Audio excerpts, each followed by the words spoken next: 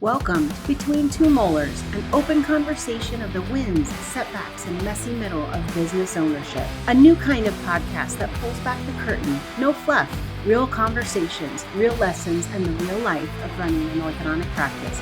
So sit back between two molars and let's get into it. Welcome to Between Two Molars, the space where real orthodontic conversations happen. I'm Diana Weaver. And I'm Michelle Shimmin.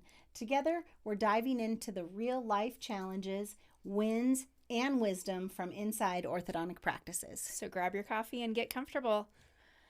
Time to talk between two molars. That's right. So I'm really excited about this topic because anytime we can discuss additional revenue streams for practices, I get excited. Same. And this is one I feel that is pretty underutilized, or maybe it's it's not understood.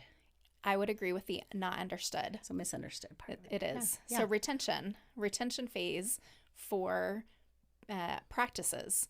Doctors and practice owners can think, oh, well, they're out of treatment. They're done. There's no more revenue generating with these patients, which is not always true. It was not the case with me. Well, let's hear that story. So, of course, braces when I was 12 and 13 years old and get my retainer. And actually, I will say the first time they did tell me I could throw my retainers away after 2 years. This was many, many, many years ago. Just yesterday. But so, yeah, I stopped wearing my retainer. I completed my retention phase. And of course, my teeth shifted. I have been working in the industry of orthodontics since I was 15 years old, so it's always been really important to me, and I did not realize the importance of maintaining retention and wearing your retainers, so I did go back into braces. And round two.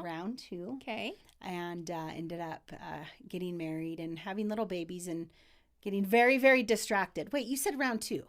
Right. How'd you know? Well, you just said you didn't wear your retainers. You went into it twice. You didn't know that I was going to go into round three? Wait, you had three? I went into round three. Oh, gosh. So again, I did know it, but I didn't wear my retainers again. And then I did end up, going in and having a quick limited. And you better believe I wear my retainers at least 3 times a week. And I have 3 additional sets sitting in my closet, and I still have my scanned model. So I will always be able to make additional sets of retainers off of that model and ensure that my teeth do not shift. That's an amazing story. As much as alike we are, You did not have braces more than once. I did not have braces more than once. I did not. No, because I faithfully wore my retainers, and I still have my lower fixed retainer from 7th grade. Oh, wow. That's impressive. I think so. So to target you, less me, for potential revenue sources, subscription programs. Can we talk a little bit about subscription programs? Because I've got 2 kids, you've got 2 kids. Mm-hmm. This is the hype for a lot of consumerism nowadays. These subscription boxes, even for me as a busy parent and working mother, I want a subscription box for food because that's my least favorite thing to do, is I don't like to cook. Your most favorite thing to do, but my least. It brings me joy. It's probably because I don't have to cook. Oh.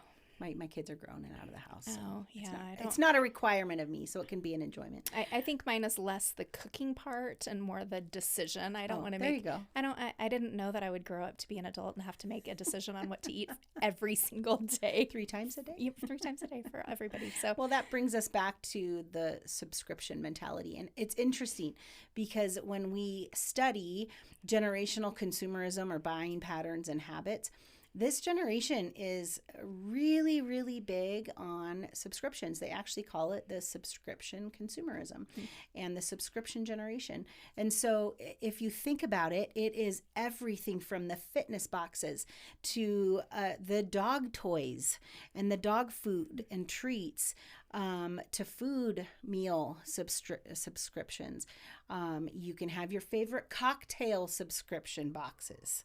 So it is really interesting to think about and how we can shift that to align with our messaging of retainer wear for a lifetime. And then I do know to this day, patients are still surprised when we say that. They say, how long do I have to wear my retainers? And we say, nighttime for a lifetime. And they are a little bit surprised with that. And then we get the opportunity to help educate them that our teeth are continually shifting and growing throughout our life. And this is their insurance policy. So, as educators to our patients, it's important that we help our patients understand that it is their insurance policy to protect their investment of their beautiful smile. So how can we turn this into an opportunity to support what our patients and the consumer is seeking now? And how can we benefit from that additional revenue stream within the practices? So this is a great topic. I love this topic because as practices continue to grow and pivot and shift, we have to be able to do things differently. So subscription programs on the retainers, you can even do subscription programs for like whitening systems and whitening kits as well. But the retainers, you can package this into, I think, several different ways, right? You have 3 retainers, did you say? Yeah, sitting at home. Sitting at home. So you can package it into, you get these retainers. You can package it into a subscription program where you get a certain amount of retainers over a certain amount of number of years. You can package it up into, if you keep the scan, you don't have a copay. You might have a copay. There's a lot of different options for this retention subscription plans that doctors and practices can really cultivate for themselves. I think key is simplicity, though. As I hear oftentimes within practices trying to implement a type of retainer program, they can get really convoluted, and it's really difficult to understand for the patients, especially if they're being told about it at the beginning of treatment, which I do feel that we absolutely should start educating the patients from the beginning, what our philosophy is around retention and how, we have opportunities, we'll be taking great care of you. However, if you are trying to influence a patient to invest an additional amount of money, $700, $800 in an additional retention program that they don't even understand the importance of yet because they're just starting treatment. Like you. I can influence patients very well in this area out of my firsthand experience. But it is important that we simplify the process. And I do feel that it's really effective if you automatically include it into your treatment options. And I've often seen where it's really effective in working if patients want to remove it, they can do that. So that seems to be a little bit of an easier and more effective process than giving them all these add-ons to choose from. So you're influencing them less on the additional things that we're nickel and diming them on. This is all inclusive. This is what you get. So it's more of an excitement to this, and from it benefits them because now your $700 or $800 or sometimes $1,000 subscription program is now worked into their monthly payment so they can pay it over time. And then when it is time for them to take advantage of that investment that they have had included in their treatment, it's important that it's simple. Well, you get one retainer, but you have a $50 copay once a year for 2 years, but then you're not in the program anymore. So it's just simplify it. You can quantify a length of time with it, but again, don't muddy your message with so many words. And the more options we have, the more words we have to include and restrictions and guidelines in it, it's just less effective because it can paralyze their decision making. I was going to say it's this analysis to paralysis for the patient. Now they're thinking, well, how I've paid for this, but how do I actually utilize what the subscription is? So do you advise, I oftentimes do, just a simple, you get this many a year and we send it to you? I find like the consumers, I do at least, I want it sent directly to my house. No offense, doctors. I don't always want Nobody to come has in. time. Nobody has time. Not to say they don't enjoy coming into the office. Absolutely, they enjoy coming into the office. They enjoy seeing you.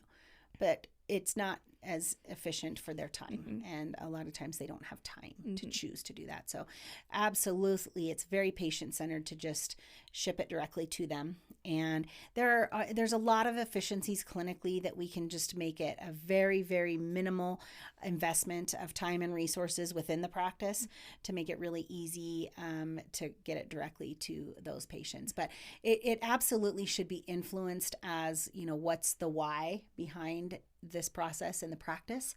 And the why should be our solid belief in protecting your investment in your smile and in your occlusion, and our firm belief in nighttime for a lifetime. So therefore, this is included within your program, within your treatment fee. And it's not just a treatment coordinator role to educate in the initial. Not. There needs to be solid messaging with your clinicians, your clinical technicians, to be working this into their everyday conversations that they're having with these patients. So if a patient has a non-compliance issue with not wearing the rubber bands or not, having the best oral hygiene all the time, that's a great opportunity for the clinical technician to visit with mom. Hey, we're having some compliance issues right now.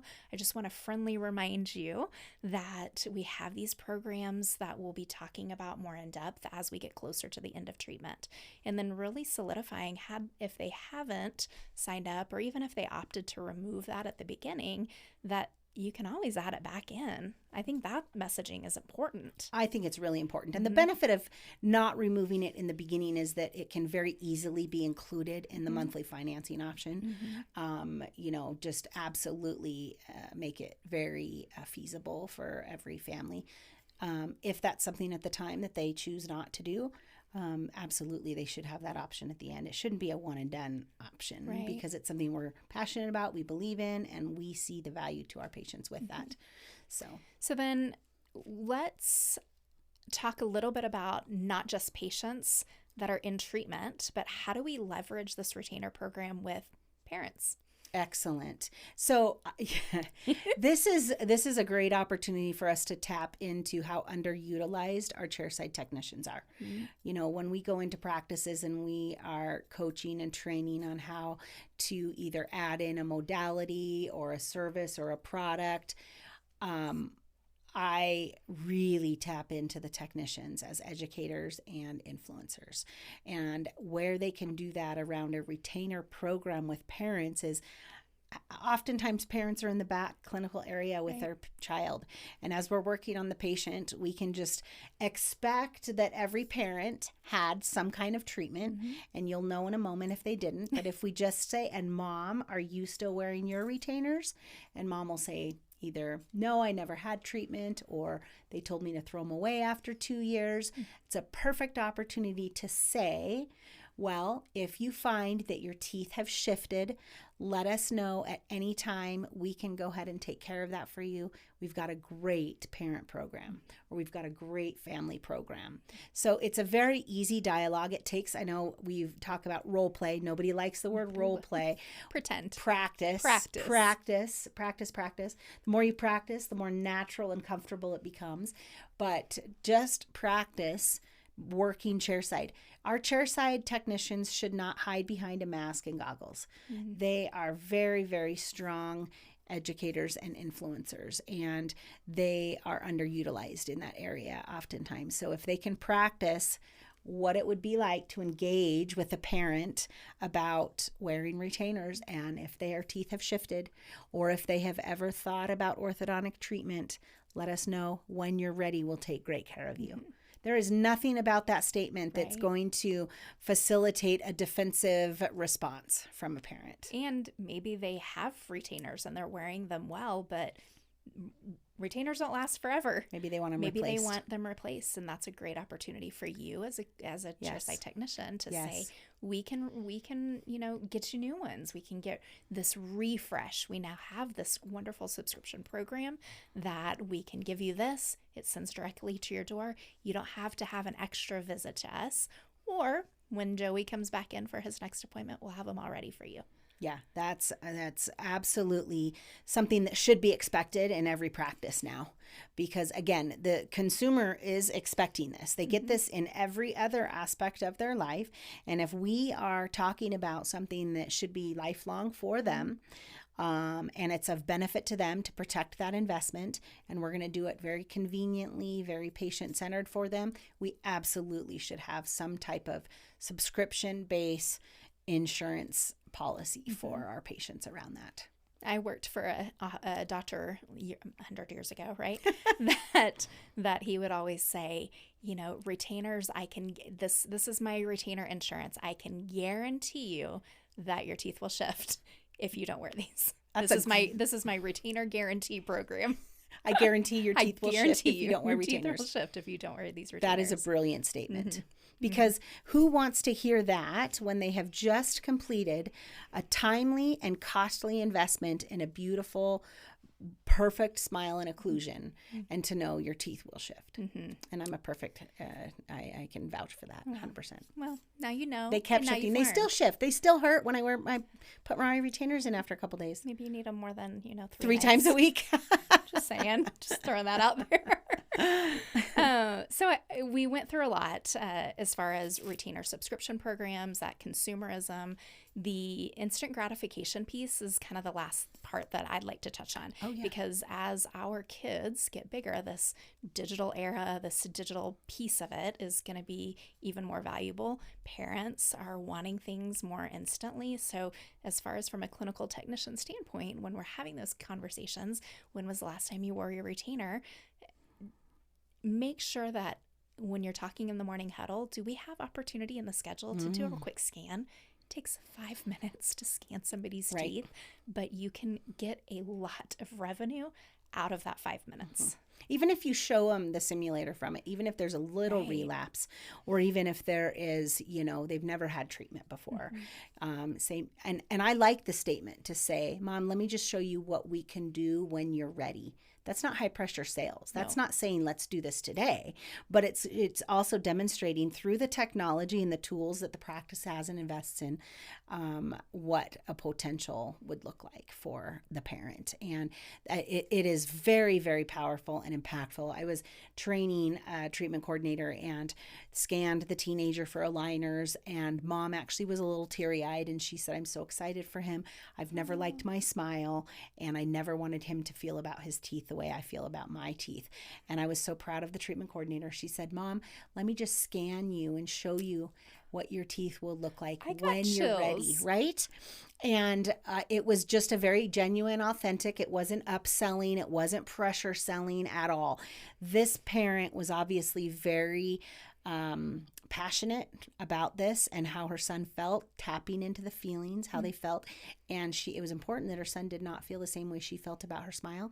And the TC took very good care of her and said, Mom, let me just show you what your teeth can look like when you're ready, and we'll take great care of you. And Mom actually said, can you please do it now? Wow. So she had that visualization, and it was just utilizing every simple conversation that can generate additional opportunities to serve our patients and to generate additional revenue. But we have to have it on our radar. It has to be on our mind. We have to practice what that looks like. And then we have to act on when we identify those times and those opportunities. But there's so many of them throughout the day, but we do have to make sure that we can recognize them. I love our profession so much. I know. I get so passionate about it. I do too. It's so I hope great. it's something that we exude out to all of our friends and to all of our listeners out there as well. And I hope that they can feel inspired after even just listening to conversations like this. But we want to hear from them. So please make sure, if you are enjoying the content, that you are liking and subscribing and commenting, so that we can continue to bring the conversation between two molars to you. So that's the truth between two molars. Stay aligned and stay inspired.